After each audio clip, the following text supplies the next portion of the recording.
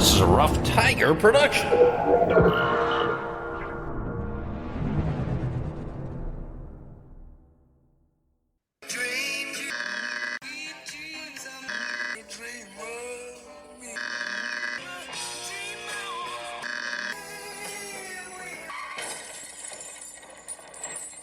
And you, and you, and you, and you were there.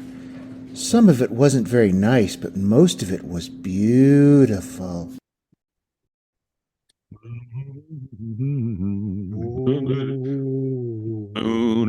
doing the velour fog. Ooh, the velour fog. Happy Halloween, everybody, from all of us. And by all of us, I mean Bryan and myself here at Dream Idiots. Absolutely. Hoping you're having a spooky, ooky day. I'm going to be sitting out front of my house handing out treats because I don't want to drive the dog. We can only give our dogs so much cannabis, Bryan, to calm them down when the doorbell's ringing nonstop. So, because they don't react well to the doorbell, so we're going to sit out front and give Halloween treats this Halloween night. But it's legal now. Just let them be as stoned as they could possibly want. Oh no, I'm just talking about reaction wise. They'll just just lose their minds. Yeah, exactly. Welcome to Dream Idiots, where each and every week Bryan and I tell each other stories from the past, recent or otherwise, or stuff we've come up with, or stuff, in some cases, stuff you've come up with, stuff that you've sent us in, things that you want to hear. Yes. And, go ahead. No, you go ahead. You were going to tell them where they could reach us and where they can find out stuff about us. Yeah, thanks for listening and doing those good things for us. You can check us out online at dreamidiots.com. You can find us on every single podcast platform, and we're on Dream Idiots. It's Dream Idiots on Instagram, Dream Idiots on Facebook. You can drop us a line at dreamidiotspodcast@gmail. Drop us a line, say hello, give us a story idea, give us your best Halloween story or whatever. But like, share, and subscribe, and please give us 5 stars on those platforms. That would be great. And thanks for listening. We're recording this a few days prior to Halloween, but I believe October will be our biggest download month ever in pushing 2 years of doing this podcast. So thanks for hanging in there with us. And to this episode, we've got 3 tales of terror for you for Halloween. But before that, we've got one update, and 2 updates really, but the same story. I think Jenna Ellis has now flipped, Bryan, or she has made a deal. I believe so. So that's number 3 of the. Mark Meadows has made some kind of deal arrangement now. So that's if he has as well, that makes it depending on which group you're talking about. So Meadows, Jenna Ellis, the Cheese Bro, and the first one whose name right now escapes me. But yeah, I think things are looking really bad for him. I hope. Yeah, and the second update that I've got to give is that it was pointed out to me that it was very, very unpleasant and unfair of me to compare a sweet little gopher like the one from Caddyshack to Sidney Powell. So little gopher, I apologize. To gophers everywhere. I'm still sticking by the Cheeseboro Booberry comparison because, Booberry's a ghost and he should get all the attention that he wants. So I'll stick by that one. Anyway, we do have 3 tales of terror for you today for this Halloween episode. And Bryan, I think you're going to go first. Is that right? I am. A quick reminder that we're dropping this on Halloween Day, but you may have noticed we dropped as well Morris's telling of the ghost tracks of San Antonio, which we did. We did not do last Halloween. I think we did back in the spring of this year. But if you've never heard the fabulous tale of the ghost tracks down here in San Antonio, that's also a Halloween adjacent, Halloween appropriate story, which is definitely worth a listen. I bet there are people lined up right now on those tracks. On Halloween night, San Antonio. there's going to be a queue around the corner waiting to go over those damn tracks. So, yep. All right. So for my little tale this week, because we're dropping this on Halloween, I forget whether we sort of discussed this beforehand or not. We may have, but I'm going to talk about Donkey Lady Bridge. I know you've heard of this story. It's kind of like the ghost tracks. It's a story that if you spent any time in San Antonio in the last 100 years, you have heard this story. Especially if you grew up here and were a teenager here, you have heard these stories. You were tortured by older siblings with this story, and then years later, you tortured the younger kids in your family with this story. So, we're going to tell you a little bit where it sort of comes from, and then dive into a bit of the folklore and how these stories kind of evolved over time. As with any good ghost story or tale of this kind of folklore, it definitely hard to know where the truth really lies, and it definitely has grown and become overblown over time. But if you wanted to go down to Donkey Lady Bridge these days, it's a slightly more populated area down near where the great big Toyota plant is, down off Applewhite Road and near Jet Road, just inside Loop 1604 on the far south side of San Antonio.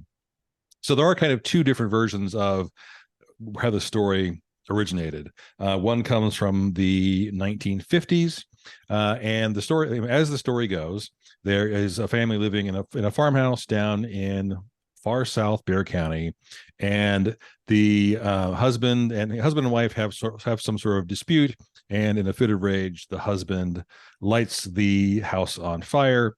House burns to the ground.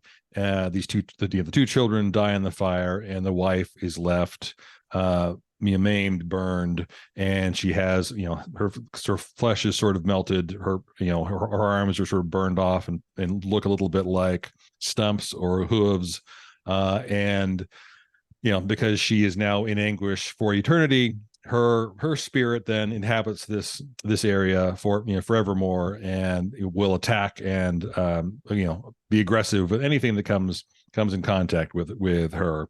The other version of the story, that I guess is the older version, is that there's a family living in on this farmland, and they have some man who comes to live with them as a guest. This man is unkind to the donkey that they have there and beats the donkey, and this guy drinks too much and is just a terrible human being. Because he beats the donkey, they throw him off the property and say, yeah, you can't stay here anymore, you have to go. So he leaves in anger, comes back that night, lights the house on fire, and the story from there is essentially the same. So there is this spirit of this woman who haunts this property forevermore, and will attack anyone that comes by. So there are a number of versions of the story of what could happen should you choose on this Halloween or any day to drive down to Donkey Lady Bridge, because it has become so much of a tourist attraction. I mean, I say that a little bit tongue in cheek. You can no longer actually drive onto the bridge. It's now a dead end road and it's blocked off. But back in the day, it was actually still a functioning bridge on a used road that you could drive down. But now apparently you have to park nearby and walk down a trail to actually get to this bridge. I'm going to tell sort of kind of three different versions of three different anecdotal takes on people who allegedly went down there. These types of stories are always I heard from my dental hygienist sister's kid that this happened, right?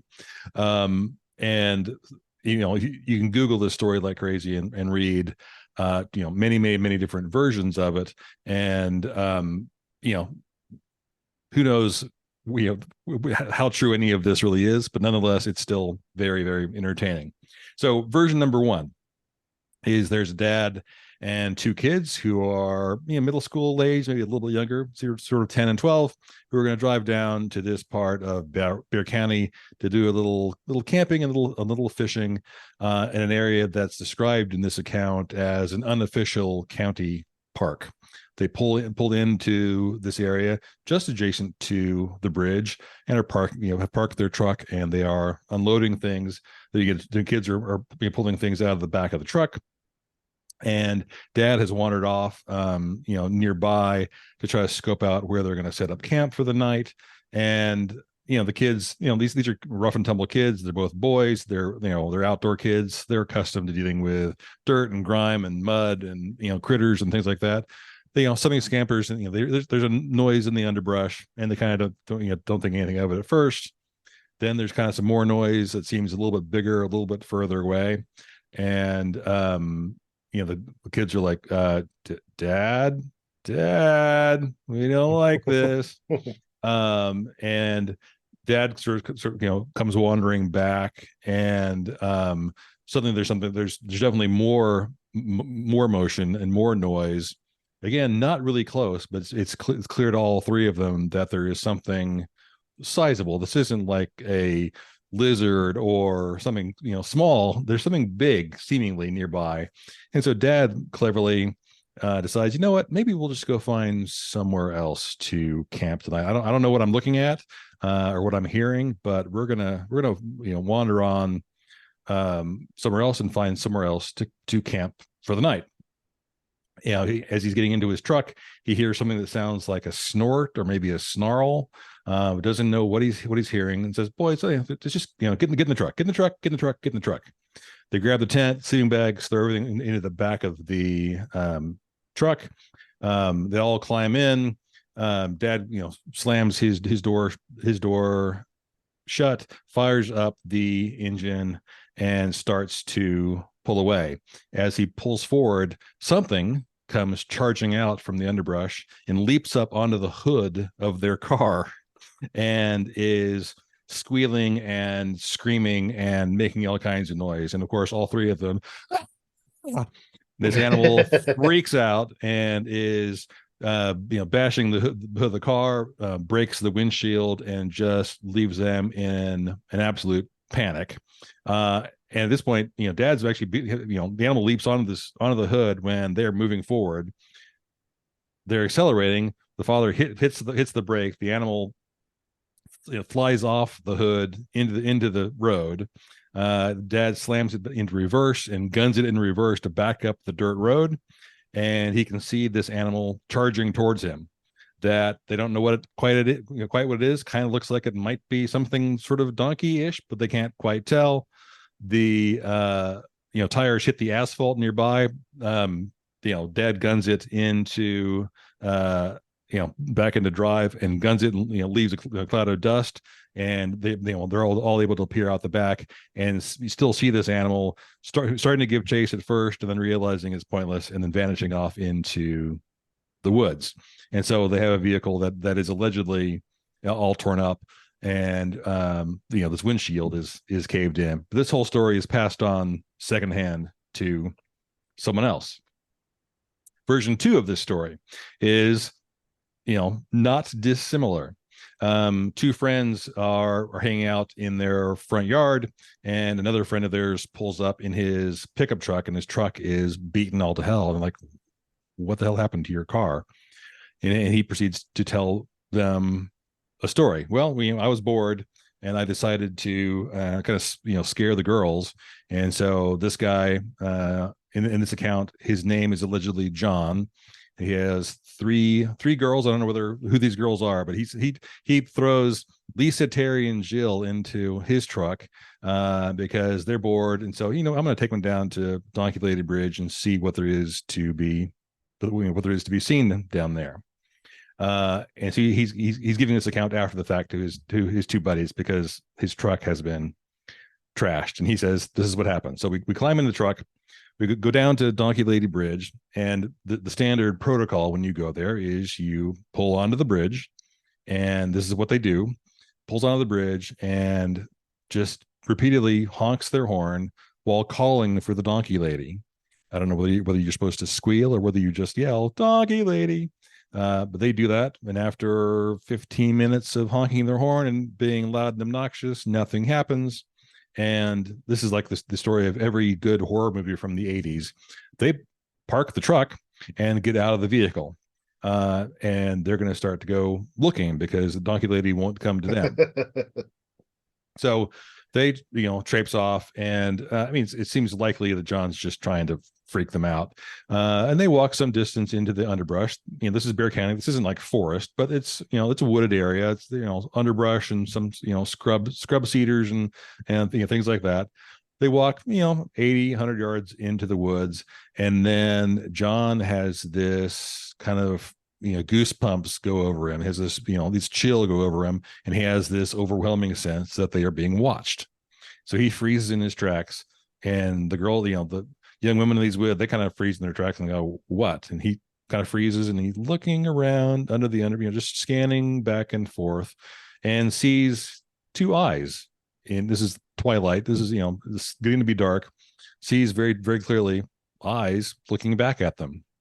And all four of them see the eyes because John's a guy and because men are stupid. The girls see the eyes and they go, screw this. And they book it. They turn around. They haul ass back to the truck immediately. John kind of stands there and keeps looking for a second and then realizes the eyes are moving. And he starts backing up slowly, and the girls are like, John, come on, John, let's go.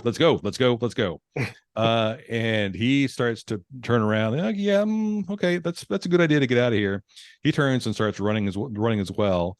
And right when he begins to run, he hears what he described later as a horrible scream coming from the direction of where the eyes had been. And he later said that it was the cry from, quote, some sort of intelligent animal, whatever the hell that means. But when the scream happens, he's too afraid to turn around. He keeps booking it, picks up his pace, guns it all the way to the car. He leaps in. He's fumbling for his keys, fires up the engine, and looks out the front, and he hears like hoof prints, or the sound of footfalls coming toward him. He slams the car into gear, hits the pedal, and this creature runs out in the road directly in front of them, just off the bridge. John has already gunned it, hits the animal. The animal goes up over the hood, over the windshield, and drops onto the pavement behind them. And John just keeps going. And looks in the rearview mirror and says that he sees this figure get up and tried to start after them, but they were already going too fast. John's recounting this after the fact. His friend now is seeing all the damage to his car. They want to go back out there. They borrow the friend's father's shotgun and go back out there. They don't find anything, but reportedly, not only is the damage to John's truck, but they get to the bridge and there are hoof prints everywhere, and there is what appears to be a large bloody stain on the road as well. So again, not a first-hand account, but an account of something that happened. And a stain in John's underpants as well. Right.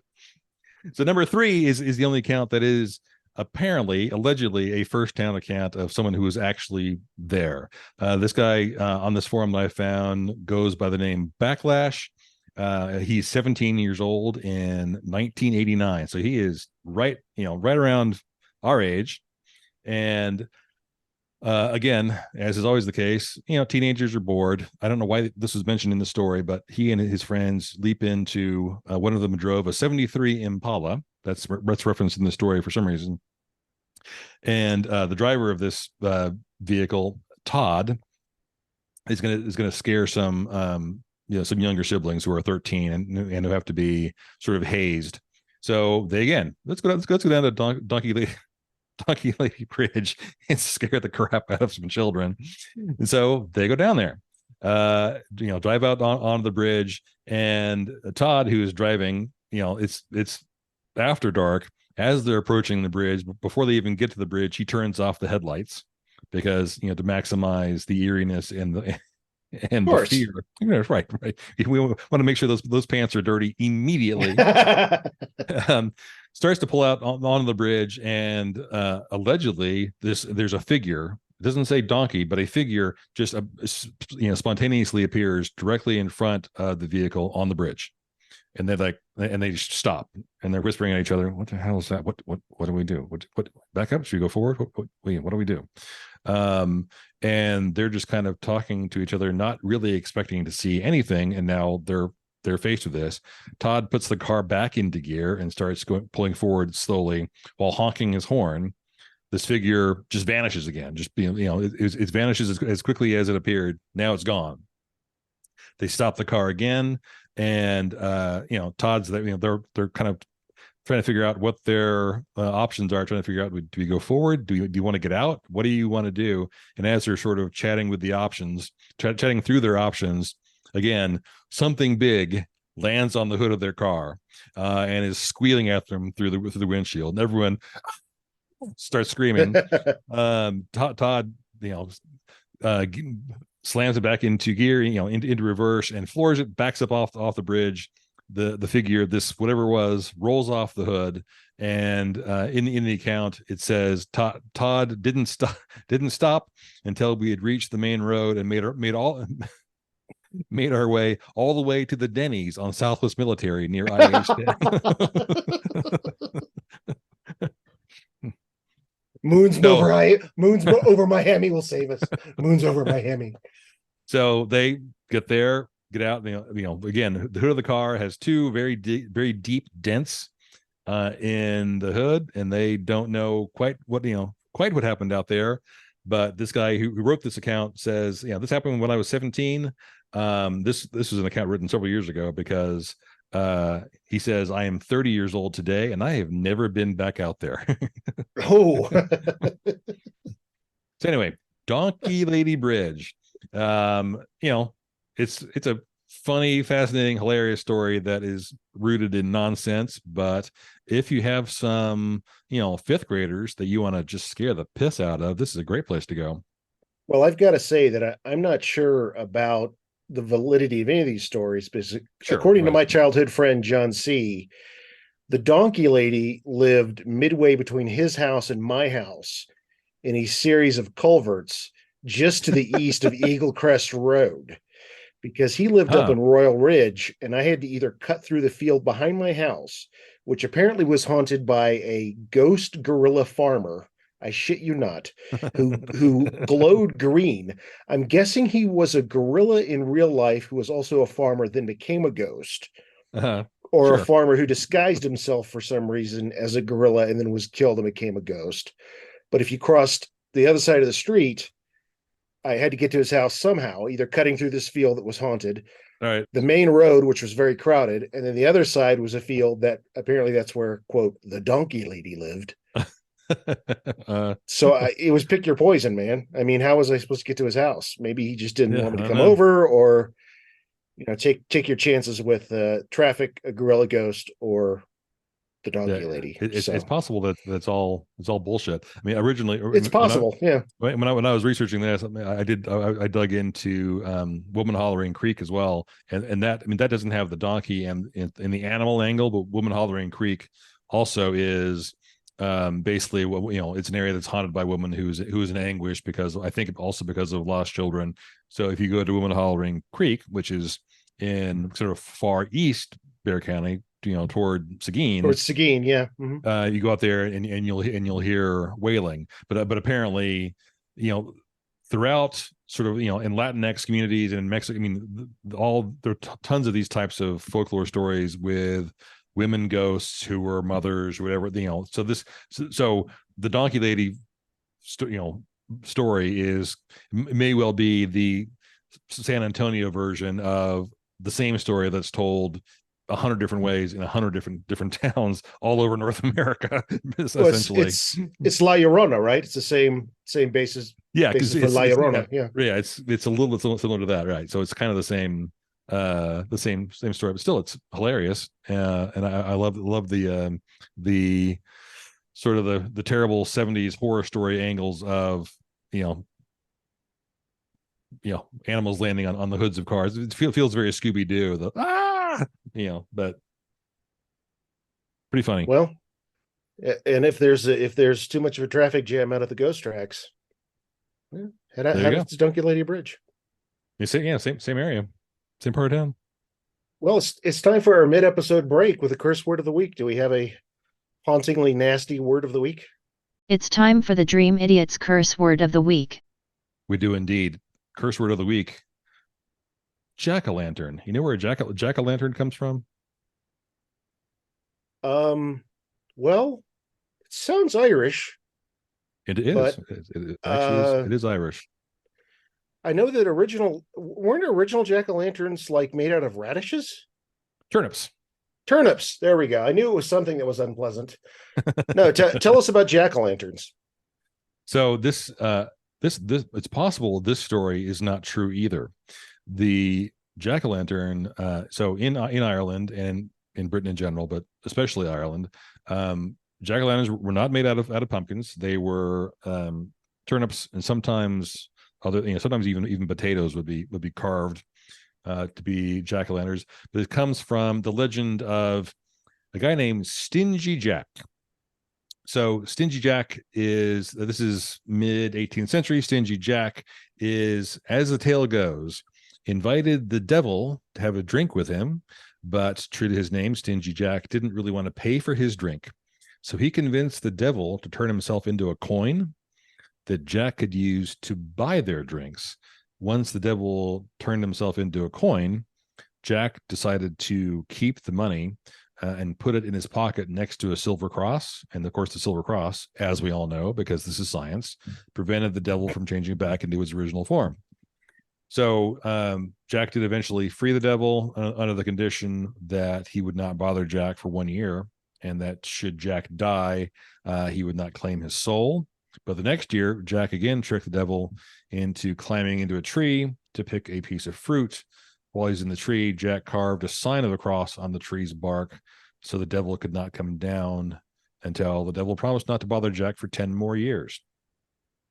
So I'm not, I hate to be a skeptic, but the story may not be true. Shortly thereafter, Jack dies. And as the legend goes, God didn't want such an unsavory person in heaven, and the devil was upset with him, didn't want Jack to be in hell either. So he sends Jack off into a dark night with only burning coal to light his way. Jack puts the coal into a carved out turnip and has been roaming the earth ever since. And the Irish refer to this ghostly figure as the jack-o'-lantern. Very cool. I had not heard that. And does that is that why you are not supposed to you're not supposed to blow the jack-o'-lantern candle out? You have to let it burn out on its own. I've always heard that superstition. Because somehow it's right. It's protecting you from evil spirits. So that's why you put them in your windows and light the candle until it burns out, and you are safe from the various haunting things that will come and bother you in the night. So a true curse word of the week, jack-o'-lantern. Ooh. Well, let's continue the tales of terror with my story. And Bryan and I, both being San Antonio boys, these are probably familiar to us, but maybe not to you, some of our listeners. But somewhere out on the northwest side of San Antonio, so we're going to change geography just a tad. This is out where now Loop 410 and I-10 cross, Bryan. Mm-hmm. You probably know the area, Callahan Road, Fredericksburg Yeah. Road, that area. There once stood a house of legendary evil. The stories of this place were passed down from sibling to sibling, from high school seniors to freshmen and sophomores, usually while cruising the area in cars, searching for the remains of the so-called Midget Mansion. Have you heard of this one, Bryan? Did you ever go searching for this place? I don't think I ever did, and I've heard of Midget Mansion, but I don't know the story at all. It's a name inappropriate for today's culture, and rightly so. So I will simply call it the Mansion from here on out. The mansion was built sometime in the 1920s out of limestone under the direction of its owner, a man of substantial wealth and reputation. He was happily married with 2 daughters. His wife, like himself, was a little person. Their girls were of more normative height, and they all lived there in the gorgeous house on what was then the outskirts of town. The grounds included a swimming pool and a gorgeous set of gardens. Now, at some point, this idyllic family life was shattered when the patriarch had a mental breakdown. In one horrific night, he slashed the throats of his wife and daughters and locked their bodies in a closet for safekeeping, and then took his own life. Some say by slitting his throat, others say by shooting himself. Whatever his method of self-destruction, at least one of his family outlived him for a little while. Someone in the closet had lived just long enough to scratch grooves on the inside of the wooden door with their worn out and splintered fingernails. The house was abandoned after this tragedy, and the grounds fell into disrepair. What remained behind became a magnet for thrill-seeking teens, fascinated by the macabre. Some authors place this firmly at the feet of high school students from Clark and Marshall high schools. The grounds became a North Side hangout for ghost hunters. Stories spread of a house filled with furniture and doors scaled to a smaller than average size. Eerie sounds would emanate from the abandoned house late at night, screams of pain and the constant sounds of scratching, as though someone were dragging their fingernails across a wooden door, perhaps trying to escape from a locked closet. The drained pool became a popular spot for candlelit ceremonies of ritualistic nature, and animal carcasses were not uncommon remnants left behind. The walls of the house were targets of graffiti, strange symbols left behind. Eventually, the land was fenced off, the house razed, and the swimming pool filled in. The mansion became a whispered part of San Antonio's past. So perhaps you may find yourself on the northwest side of San Antonio late one night in your car. Let's say waiting by a road somewhere for a tow truck, and you hear a scratching noise. It may just be a stray branch brushing against the window, or it may be a horror from the past, echoing through the decades, reminding us of our own mortality and our own brief stay here in the present. And that's the story of the so-called midget mansion of San Antonio. Now, Bryan, you said you'd never been out on a hunt for this place. I have not, and so I mean, if there's some record of it having been torn down, people must know where it was, like the I actual do, address. and you can look it up online. I'm not Okay. going to give it out here on our show, but I wish I'd known back then, because I spent tons of hours driving around the various streets out in the triangle of Fredericksburg, Callahan, and the I-10 area back in high school with people like, Mikey T, Uh-huh. Ross, our good friend, the dear departed Bart. We spent many hours searching for this place, because when we were in high school, there were still some of the remnants were apparently still around, and you could see it if you approached it from the right direction. You could actually see part of the grounds that are still there. Huh. I looked it up on the map as to where, according to certain sources, said this mansion was, and I'll be damned, it was right there in the open the whole time. I believe there is a medical building of some type standing on the grounds now, but I'm Okay. not entirely sure. But that is the story of the horrific tale of so-called midget mansion of San Antonio. Nice. Yeah, do some Googling, and if you want to go there as well. I'm sure it's while you were talking at the very end there, I did a tiny bit of Googling, and it didn't immediately leap up, but I'm sure it's findable pretty easily. Some versions of the story say that they tortured their normative sized servants as well. That they had butlers and maids and so forth they treated very, very cruelly, because all of the rooms were to their size. Right. And I think that's utter nonsense. But it did indeed stand there at one time out on the northwest side of town. Okay. Now, Bryan, would you, for my second story and our final story for this episode, would you say that it's a pretty good description that the city of San Antonio never needs a reason to party? That's a very apt description. Yes. It seems like there's always something going on in town. Uh-huh. I think they still do First Fridays there down in the arts scene. Uh-huh. We've got Fiesta, we've got La Villita, we've got well, of course, New Year's is big. St. Patrick's Day is Cinco de Mayo is huge. I went to a Bastille Day celebration in San Antonio one time. That was a blowout. I like because of all of Yeah. our French people. I don't whatever. It was fun. Well, Oktoberfest is huge in San Right. Antonio. Yeah. Texas Folklife Festival, the Candelarias and everything that goes on at Christmas time is Yeah. big down on the Riverwalk. I mean, there's always a reason to party. Well, it seems like there's always something somewhere going on in town, and Halloween 1975 was no exception. Patrons of El Camaroncito nightclub out on Old Highway 90 were enjoying drinks and dancing in each other's company.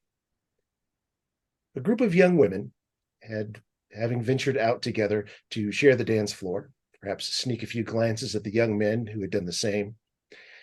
The women were cautious and very selective with their dance partners, trying not to favor one young man over the others for fear of ruining the fun of a group night out.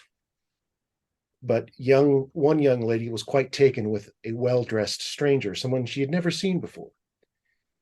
He had danced with almost all of the other women in the club that night.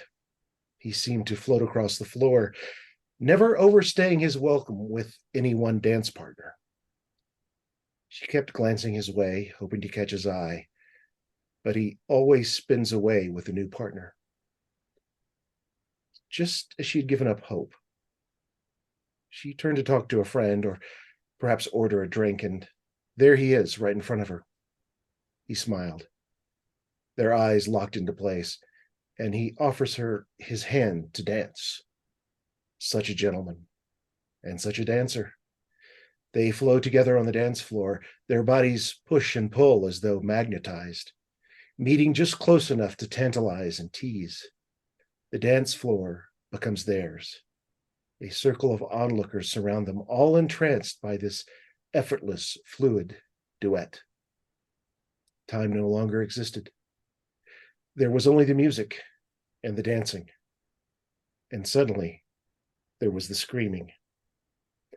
The young woman's eyes have drifted down towards her partner's feet. She finds not a nice pair of Cuban heel dress shoes, but instead a pair of cloven hooves. She has danced with the very devil himself. The spell was broken, and chaos erupted. Now everyone saw the dapper young man for who he truly was, El Diablo. With a cruel laugh, he melted into a dark corner and vanished, leaving a sulfurous odor and terrified crowd behind. Some have had said that the devil appears every night in such a fashion on the most haunted night of the year. He's just never been caught. And that is the story of the devil dancer of El Camaroncito nightclub out on Highway 90. Have you ever heard that story? That rings a bell a tiny bit. Because I believe Highway 90 is now Scenic Loop Road. Is it? Or is it? It might be, or that might be Loop 13. I'm not sure. It's either Loop 13 or that part of that story rings a bell. Yeah. There's a Michoacan meat market there now. This story goes back to I think like the 1700s of a ball being presented, and someone looks down and finds that the most dashing dancer on the floor has its hooves. Some stories it's hooves. There are some versions of this from San Antonio where it's chicken feet. And there's even one story where it's like a surf and turf where he has a goat hoof and a chicken foot on the other leg. I've heard this story since I was a kid. I heard about this, not when it happened, because I would never remember in 1975, but I remember hearing both your story and the devil dancer story when I was about 10 or 11. I remember hearing that. I didn't hear the mansion story till much, much later. Right, okay. But I remember hearing about and just taking a look at, I'm going to drive out to Old Highway 90 and see if I can find this place. And, I've heard versions of this throughout time about looking down and realizing that your partner that you thought was so cool really wasn't. Yeah. Um, That's good. I like that. so what, I mean, I don't know what these tales have in common, except they teach us to fear the unknown. I mean, they're really not, I mean, are they cautionary tales? It seems like the devil dancer is. Be careful of who you dance with. Um, Midget Mansion seems flat out just don't hang out with people who are different than you. Right. And as we've talked about often, these are stories that are often laced with elements of sexism and racism and so forth. And a lot of these come down from a patriarchal view, I guess. Sure. And we've also had a lot of blending of stories from Latino culture and European culture in Texas, and within the strains of European, there's a lot of stuff going on there in Texas. There's German, there's French, there's Spanish folklore as well. There's all kinds of things coming together there in Texas, and I mean that I think creates kind of this interesting strain of stories that just really have blended together over the centuries at this point. Because the Germans always have a good, nice ending to their fairy tales. So, Right. but I remember Yeah. hearing a lot of these as a kid. So, Yeah. I mean, it's interesting to try to ponder where some of these would come from, and how tall tales evolve at all. I mean, how is it that all of these have a fishtail element to them? There was another story that I was pondering telling, but it wasn't related to San Antonio. There's just a story in West Texas that I may tell down the road, involving what I suspect is probably an owl, but the way the story is told, it's this huge devil man with wings. So is there a creature down on donkey?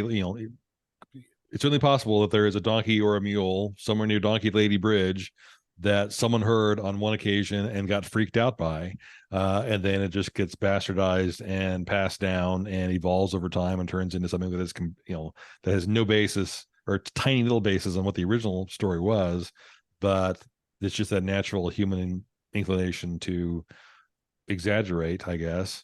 And then people really buy them. I mean, the Ghost Track story. I do the Ghost Tracks I've done the Ghost Tracks, I'm sure 15 or 12 or 15 times over my life, and every single time I was like, okay, yeah, well, we can do the Ghost Tracks, and it's sort of silly and ridiculous. And every single time I've done it, someone there who is with me gets genuinely profoundly freaked out by it. And because they just buy the story. Like, I don't know, I'm maybe I'm more skeptical or something, but it's like, okay. well, you can look back at the Devil Dancer story. Perhaps 200, 300 years ago, there was a guy who was a really great dancer, Right. and he maybe he had a club foot, Right. and that's where the story started from. Right. Just someone who was a little bit different physically, Right. and that's where the story comes from. And it's a story that so that happens. Plus this occurs during a time in our history where religion and sort of the it Christian faith, Catholic faith at the time. This isn't me being disparaging, but people really believed in saints and sinners and a real world application of how those stories are affecting their day-to-day life every single day. And so hauntings and blessings and this real world connection to the ethereal, it was I'm sure way more pronounced than it is today. And so you see a clubfoot and you're inclined to pray every moment of the day and look for meaning in things all the time. These stories get the seed gets planted and then it gets bastardized. Yeah, and I think planting the Devil Dancer story in Halloween 75 also is that point in time where the devil was really big in popular culture, right?